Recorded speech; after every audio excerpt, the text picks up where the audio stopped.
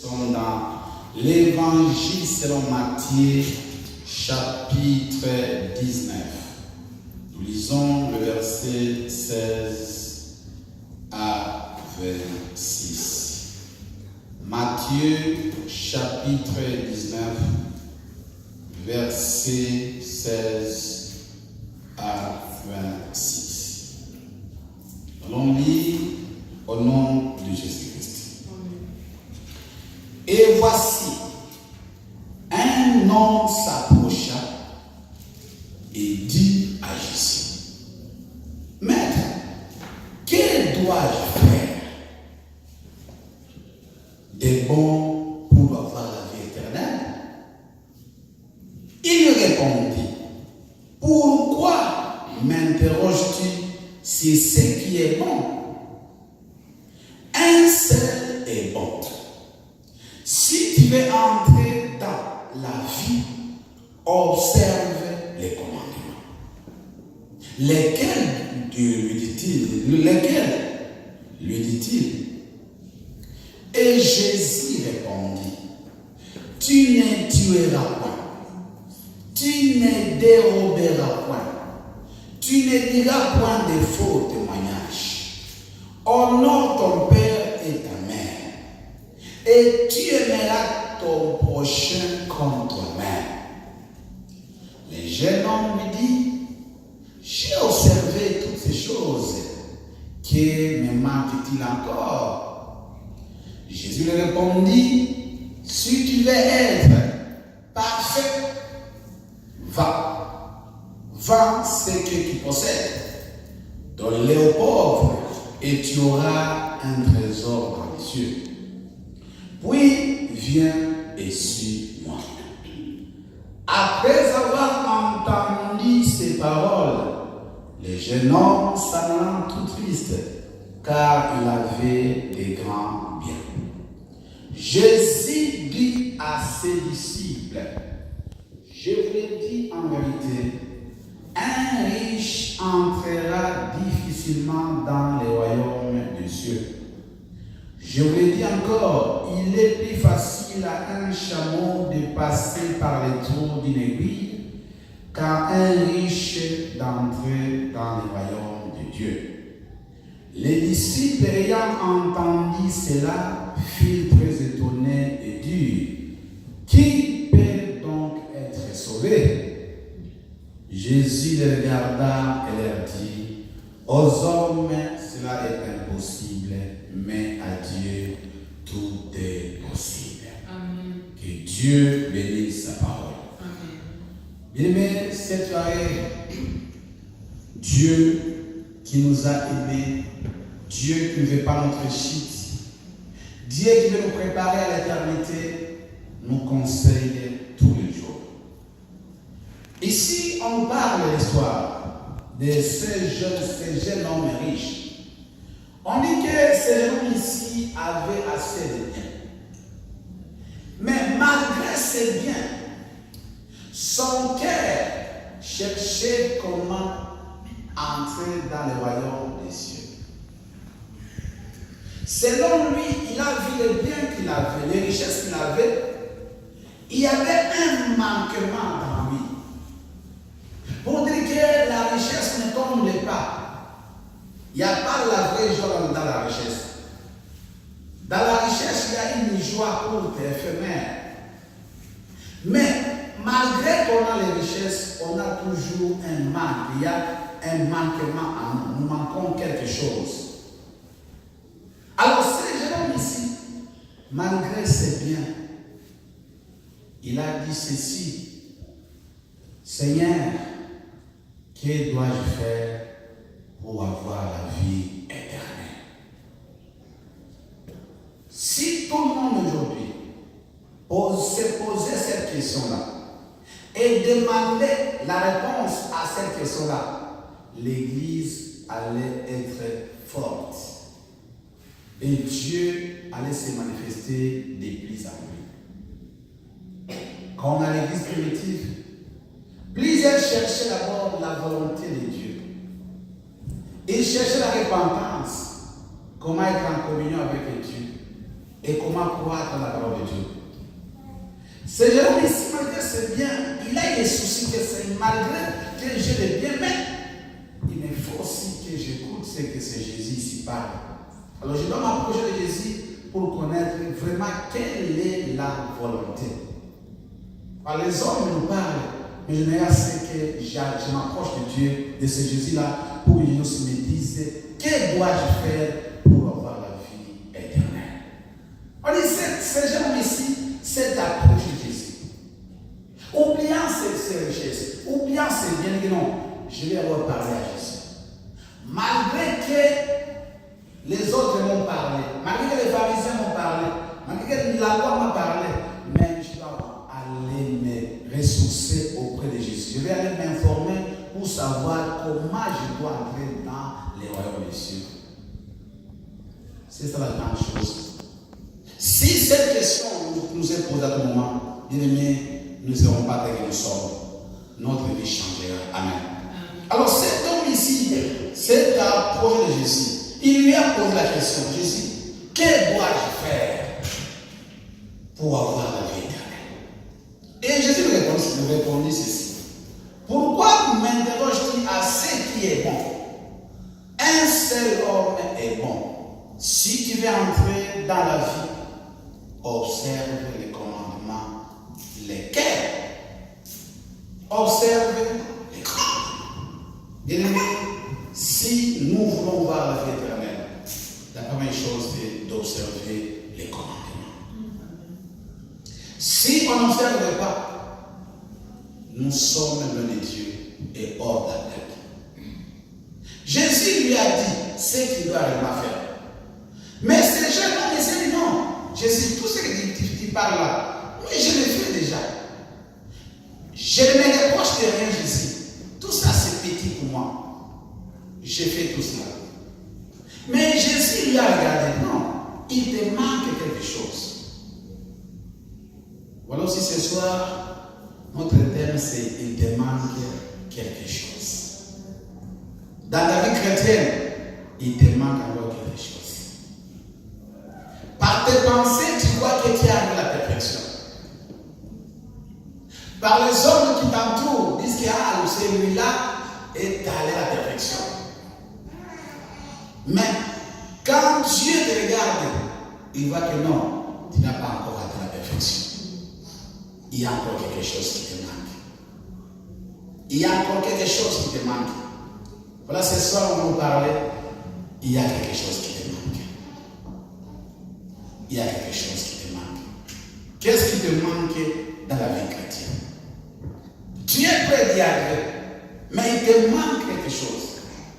Pour nous dire que devant Dieu, il n'y a pas de 80%.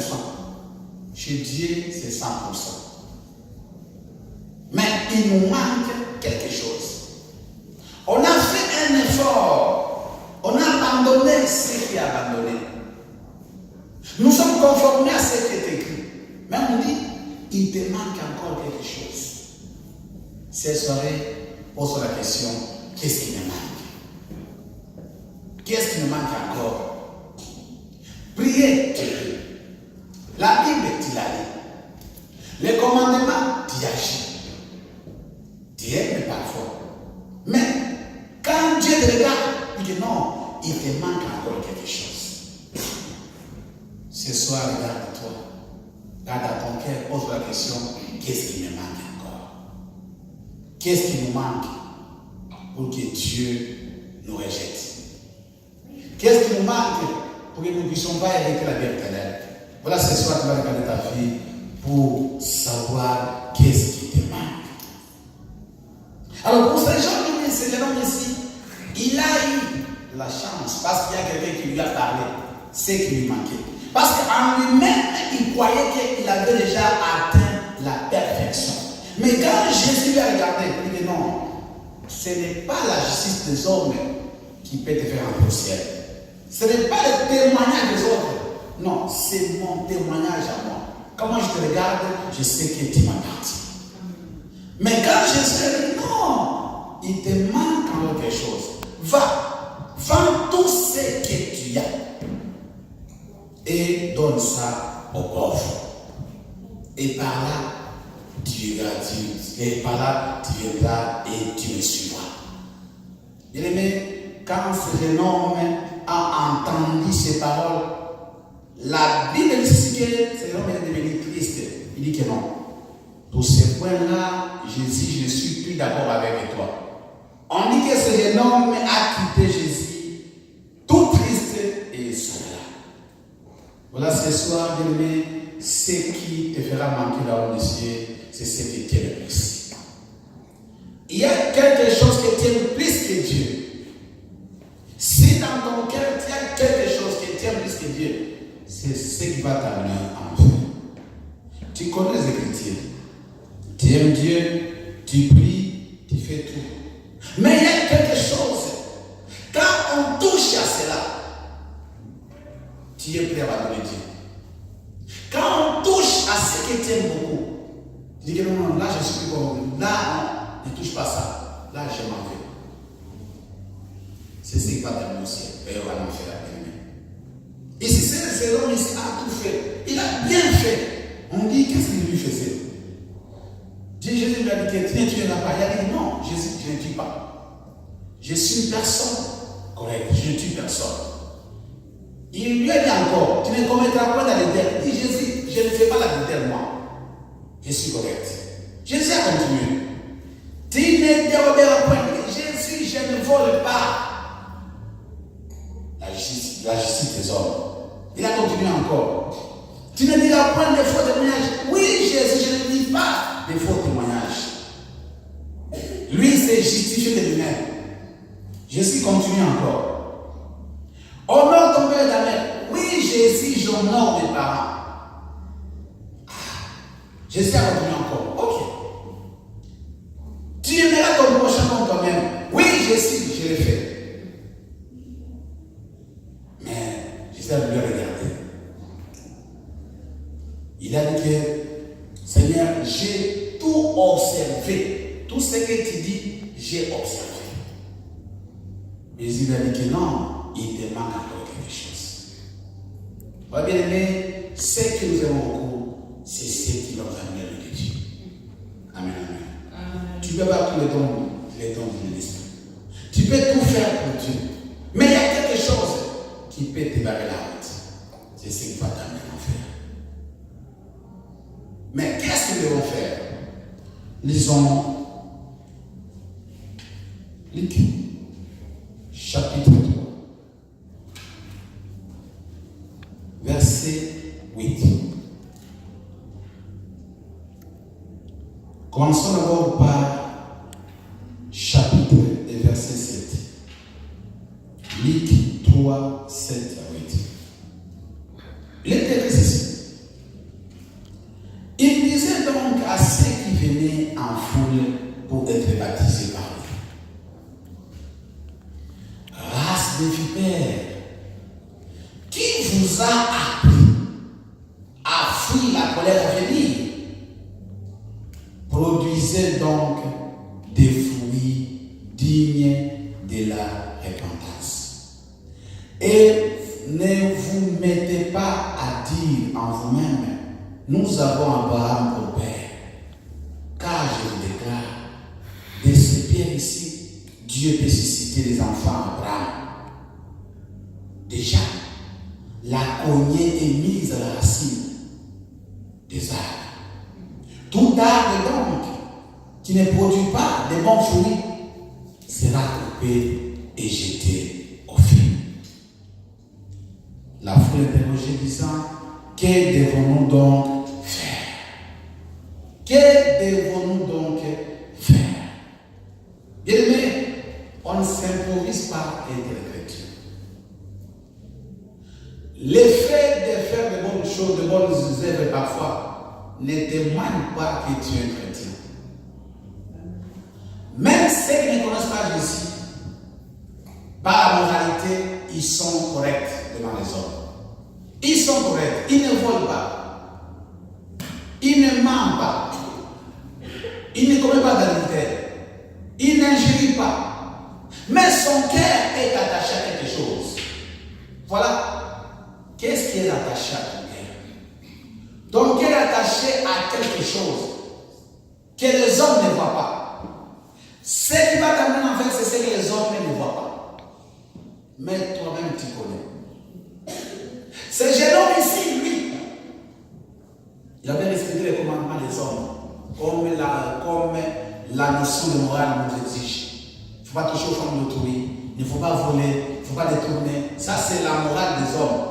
Mais quand Jésus lui a dit non, il te manque encore quelque chose. C'est-à-dire que son cœur était attaché à ses biens. Ce soir, ce qui est perdu aujourd'hui, ce n'est pas les biens physiques qu'on parle aujourd'hui, mais un péché que Dieu a rendu comme bien. Quand on touche à cela, on ne veut pas qu'on en parle. Tu veux qu'on peut parler d'autres péchés, mais pour cela, ne dis pas, je ne vais pas m'abandonner. Pour cela, non, je ne peux pas changer. Mais aujourd'hui, tu te dis, il te manque encore quelque chose. Mais pour que ces fruits-là ne soient pas en toi, pour que ces choses-là que tu aimes ne soient plus en toi, tu dois produire le fruit digne de la repentance. Donc, celui qui a le Saint-Esprit, il produit les fruits. Et si tu n'as pas les fruits, le danger est devant toi. Donc, un chrétien, on peut s'appeler chrétien aujourd'hui. Mais si les fruits du Saint-Esprit ne sont pas produits à nous, il y a un danger. Voilà, il y a des gens qui sont remplis du Saint-Esprit. Ils parlent, ils ont les dons du Saint-Esprit. Mais ils n'ont pas de fruits. Ils disent, oh Dieu, accorde-moi l'onction. Dieu, fais-moi ça. Dieu, fais-moi ça. Oui, Dieu les accorde. Mais partant des fruits, ils n'ont aucun fruit. Pour dire que les dons du Saint-Esprit ne t'amèneront jamais au ciel. Tu peux faire des miracles, des prodiges. Tu peux prophétiser. S'il n'a pas de fruits, la porte sera fermée devant toi. Ici, Jean-Baptiste parle. Quelle race de père qui vous a dit de fuir la colère à venir? Donc il y a des gens qui se mêlent dans les choses de Dieu, dont leur cœur n'est pas totalement attaché à Dieu. Ils donnent leur cœur à moitié à Jésus, l'autre moitié au bien. Ou bien il y a un de moitié, il donne à Dieu, l'autre moitié à quelque chose qu'il aime beaucoup plus. Or, notre cœur doit être totalement à Dieu. Or, la personne qui a le Saint-Esprit doit produire les fruits. Et si les fruits n'est pas à nous, sache que la cognée est déjà aux racines. Tout arbre qui ne produit pas de bons fruits sera coupé et jeté au feu. On peut avoir le Saint-Esprit, mais sans les fruits, on ne voit absolument rien. Et là, on peut douter du Saint-Esprit qui a ici. Donc, toute personne qui a le Saint-Esprit doit produire les fruits du Saint-Esprit. Jamais un bon arbre ne peut produire de mauvais fruits, non. C'est que le Saint-Esprit que toi tu as n'est pas le Saint-Esprit de Dieu. C'est l'Esprit de ce monde ici. Donc, pour bien catégoriser ces choses-là, c'est regarder quels sont les fruits que tu produis. Tu peux dire, moi, je respecte Dieu. Moi, j'ai fait tout ça. Oui, tu le fais. Mais quand Dieu te regarde, est-ce que réellement ce que tu fais au nom de Dieu? Peut-être que tu le fais juste pour se préserver. Comme ici au Canada, les gens ont peur de la loi. Les gens ont peur, si je fais ça, on va m'arrêter. Au casier judiciaire, les gens ont peur. Mais ils n'ont pas la peur de Dieu. Ils ont la peur de la loi. Ils se conforment à la loi, ils n'ont pas Dieu. Mais ce que Dieu veut, qu'il te conforme à lui. Si on me conforme à la loi, on est comme ces garçons-ci. Je dois marcher comme l'autre dit. Parce qu'ici, quand il commet des bavures, ça va te poursuivre, même si tu occupes les postes ministériels. Il avait volé. Les gens ont peur de ça. Pour que mon passé ne le trouve pas. Mais si Dieu te dit, abandonne pour vivre la vie éternelle. Si tu t'attaches à cela, sache que la cognée est déjà au racine. Si tu ne produis pas les bons fruits, tu seras coupé et jeté au feu. Voilà ce que Paul écrit aux Galates. Galates chapitre 5, verset 22. Quels sont les fruits que que nous devons réellement produire étant qu'enfants de Dieu.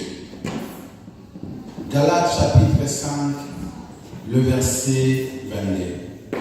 Il est dit ceci, mais les fruits de l'esprit, c'est l'amour, la joie, la paix, la patience, la bonté, la bienveillance, la douceur, la maîtrise du soi. Bien-aimé, si c'est lui qui se dit qu'il a le Saint-Esprit et qu'on ne voit pas ses fruits à lui, dites-lui que non, ça, nous commençons à douter de ton esprit. Parce que celui qui a le Saint-Esprit doit produire ses fruits. Et si ces fruits n'est pas en toi, tu peux faire la marche ensemble avec le diable sans pouvoir le connaître. C'est jeune homme ici croyait qu'il était bon devant Dieu. Il est rentré au ciel. Or, il y a quelque chose qui lui manquait. Voilà, ce soir, on va regarder les. Peut-être qu'il y a le Saint-Esprit de Dieu, mais il te manque encore les fruits. Ce soir, regarde si tu as les fruits du Saint-Esprit. Premier fruit, l'amour. Est-ce que tu as l'amour? L'amour, ce n'est pas l'amour de monsieur, madame, non. L'amour qui vient de Dieu. L'amour qui vient de Dieu ne soupçonne pas. L'amour ne fait rien de malhonnête. L'amour supporte tout. Et l'amour croit tout. Si l'amour de Dieu, le véritable amour n'est pas ancré dans nos cœurs, sachez que nous sommes de Dieu. Et ces fruits-là, un jour, Dieu le demandera. Tu n'as pas produit les fruits. Quand tu n'as pas produit les fruits, sache que la cognée est terrassée. Tout arbre qui ne produit pas de bons fruits sera coupé et jeté au feu. Tu es un arbre, oui. Tu crois que tu es en train de produire comme les autres, oui. Mais quel type de fruits que tu peux produire? C'est la question. Quel type de fruits que tu produis aujourd'hui? Si tu ne produis pas de bons fruits, tu seras coupé et jeté au feu. Est-ce qu'il y a vraiment l'amour? Ici, Paul dit que celui qui a le Saint-Esprit doit produire en nous la joie. Combien de fois tu es triste? À tout moment, à cause des choses de ce monde, tu es triste. En toi, tu te mets des soucis en soucis. Tu t'inquiètes de tout. Et tu commences à te dire, dans ce monde ici, qu'est-ce que je fais? Qu'est-ce que je fais? Est-ce que Dieu me connaît?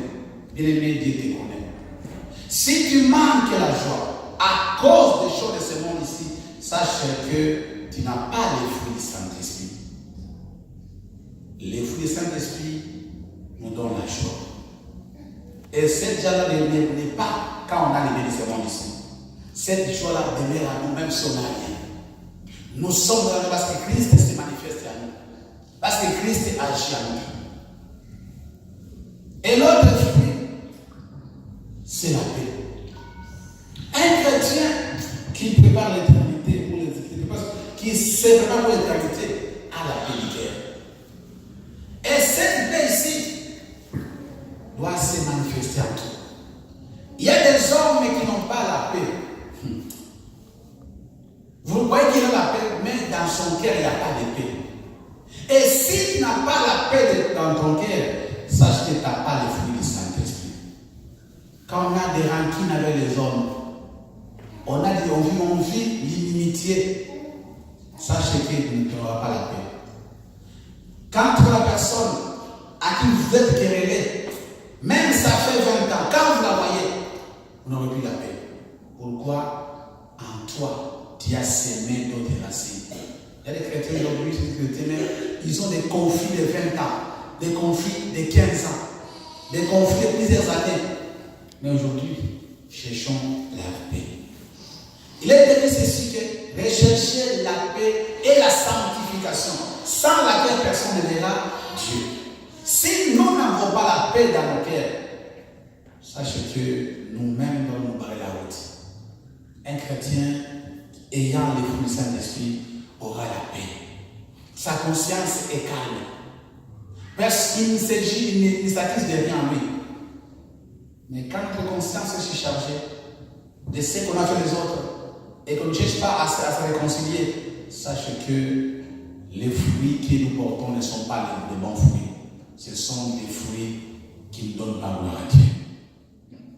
Tu peux les montrer aux hommes que, oh, moi j'ai des fruits. Non. Quand Dieu te regarde, il dit non, les fruits étaient là. Ce ne sont pas mes fruits. Ce sont les fruits de toi-même. D'où cherchons la paix. Est-ce que nos cœurs ont la paix? Est-ce qu'on n'a pas de conflits avec les hommes? Si on est conflits avec les autres, cherchons à réparer avant que les jours mauvais n'arrivent. Avant que la hache ne nous coupe pas. Si la hache arrive et que tu portes même sur la rancune dans ton cœur, sache que tu iras le bien de Dieu. Amen. L'autre fruit, la patience. Aujourd'hui, les chrétiens ne sont plus patients. Il ne vole pas, il ne ment pas, il ne prend pas de femmes d'autrui. Il est correct, mais il n'est pas patient. Quand les choses deviennent compliquées, il est prêt à abandonner Dieu. Il n'est pas patient. Il veut que devant Dieu, tout soit droit. Devant lui, tout soit droit. Or, le chemin de Dieu, c'est de monter, de descendre.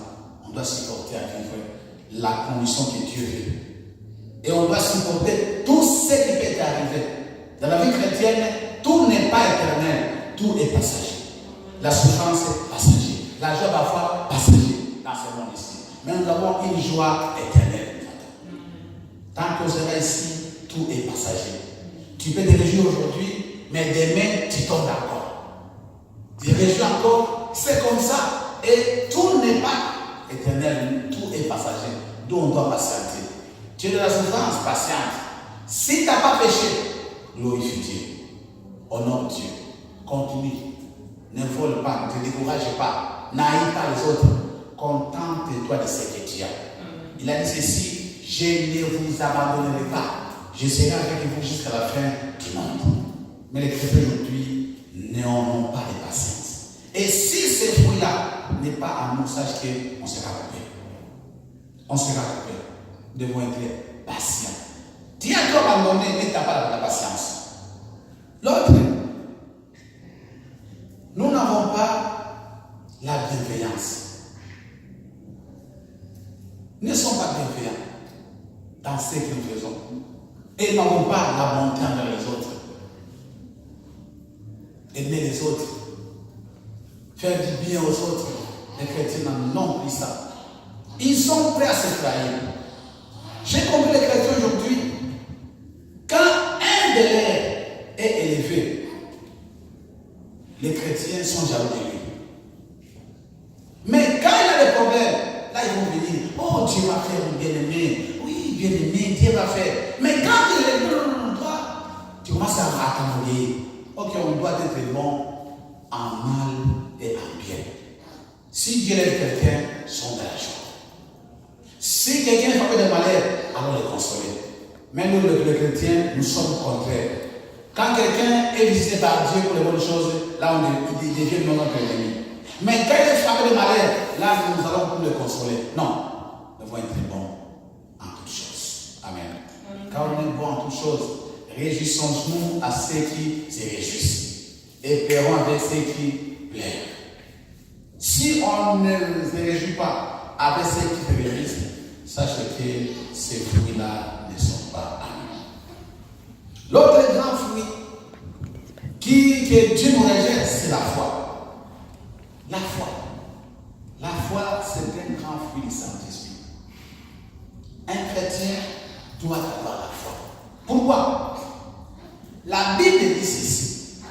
Si un homme n'a pas la foi, il ne peut pas dire. Or, sans la foi, personne n'est agréable à Dieu. L'Éternel fait tout pour enlever ces fruits-là. Que les chrétiens abandonnent le péché, abandonnent tout ça, mais qui n'est pas la foi. Or, sans la foi, personne n'est agréable à Dieu. Voilà, il y a plusieurs chrétiens aujourd'hui ne sont plus agréables à Dieu à cause du manque de foi. Parfois, il prie. Il n'a pas la foi dans ce qu'il fait. Et c'est là Dieu ne se glorifie pas. Et le plus grand, c'est la douceur. Un chrétien doit avoir la douceur en toutes choses. Ici, on doit être prompt à parler. Tu ne peux pas parler n'importe quoi. On doit se conformer à ce que Dieu veut. On doit beaucoup écouter, mais peut parler. Quand nous parlons, c'est donner la gloire à Dieu. Quand toi tu parles, c'est que tu écoutes, ils reçoivent l'instruction de la part de Dieu. Mais quand nous parlons n'importe quoi, là nous sortons parfois devant la face de Dieu. D'où bien nous devons avoir la douceur dans nos paroles. Quand nous parlons, nous ne sommes pas là pour blesser les autres. Mais quand nous parlons, que les hommes reçoivent l'insigne de l'Éternel. Voilà, quand nous allons commencer à parler, les hommes auront la démarche de t'écouter quand ils produisent des conseils venant de Dieu. Mais quand tes paroles sont plus méchantes, les gens s'éloigneront de toi et Dieu ne se le fera pas toi. Or, nos paroles doivent amener les autres à se repentir. Par nos paroles, nous serons jugés. Par nos paroles aussi, nous ne serons pas condamnés. D'où chacun de nous doit contrôler ses paroles et que nos paroles soient dans la douceur. Même si on veut corriger quelqu'un, faisons-le dans la douceur et Dieu sera glorifié. Et pour terminer, la maîtrise de soi. Un chrétien doit se maîtriser. Quelles que soient les situations, ayons la maîtrise de soi. Ne te laisse pas emporter facilement. Même si tu écoutes n'importe quel problème, oh, on a parlé mal de toi, maîtrise-toi. Si tu la maîtrises, bien aimé, tu vas gagner les autres. Même si quelqu'un a parlé mal de toi, surtout les gens qui te donnent des nouvelles, et on a parlé mal de toi, si tu étais là, ça n'est pas supporté. Et quand tu écoutes ça, tu t'enflammes directement. Or que la personne qui amène les nouvelles ajoute aussi d'autres informations. On doit avoir la maîtrise de soi. Même si tu as écouté qu'aujourd'hui, si tu étais là, je ne sais pas comment la devait être. Restons calmes. Laissons les temps. Et Dieu agira les mains. Si on nous va nous-mêmes, là Dieu va nous abandonner. Et le diable va se glorifier. Voilà, un chrétien doit produire la maîtrise de soi. Je ne sais pas ce qui te manque encore, bien aimé. Peut-être que tu as l'amour, mais il te manque la maîtrise de soi. Tu as tout, il te manque la foi aujourd'hui. Aujourd'hui, repars avec Dieu. C'est ce qui va t'amener auprès de Dieu. Peut-être tu n'as pas la patience. Peut-être que tu n'es pas persévérant dans les choses de Dieu. Tu abandonnes parfois, tu retournes. Tu n'es pas persévérant dans ce que tu commences. Tu n'as pas eu la douceur. Aujourd'hui, c'est ce qui te manque. Tu as tout fait comme ces jeunes-là, mais il te manque quelque chose. Regarde aujourd'hui, qu'est-ce qui te manque? Est-ce que as-tu produit tous ces fruits-ci? Est-ce que tu as le véritable amour à toi? Là, ce soir, chacun de nous va regarder sa vie. Est-ce que dans ton cœur tu as la paix? Peut-être aujourd'hui,